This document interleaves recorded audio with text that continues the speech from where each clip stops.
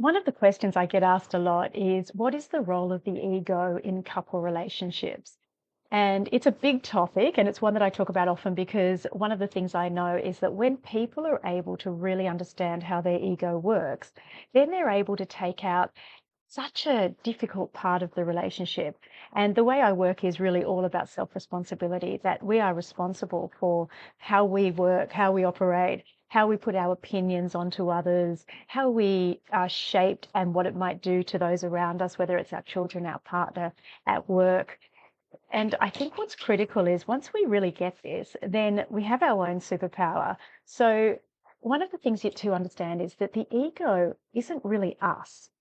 It's this voice in our head that we think is us, and it's shaped by our childhood, it's shaped by past experiences we've had, it's shaped by past relationships.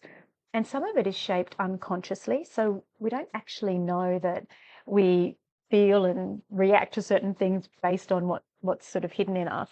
And then other things are really quite conscious, and we'll understand that we might have some rules, some shoulds and shouldn'ts.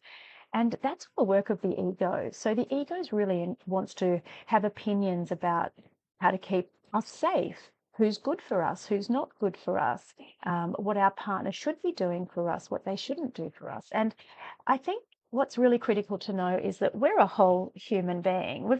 We go from our head to toe and all this sort of electrical space around us. So we're not just this voice in our head that we call me that we're responding to throughout the day. What we are, though, is we are responding to what's the ego is actually a bunch of cells in the brain in the left hemisphere where it's been located to be in the language centers and also the orientation association areas, which is the area we use to determine the space around us and how we interact with the world on a physical level. So without those, if we zapped those, we wouldn't actually be walking around with our own framework of the world. It would be really quiet internally. That'd be nice for a lot of us. It would be really quiet and it would be a very peaceful world where we're just interacting with the world in a way that's without sort of the push and the analyzing and the assessing and the rules that we impose.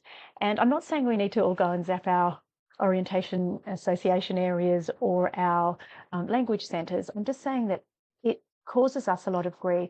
And this is then taken into relationships where we impose our own perspective on our partner and we'll fight with them if theirs doesn't agree with us. So we might end up with a clash of the egos and a whole bunch of defensive maneuvers that then support this. And it's problematic in relationships.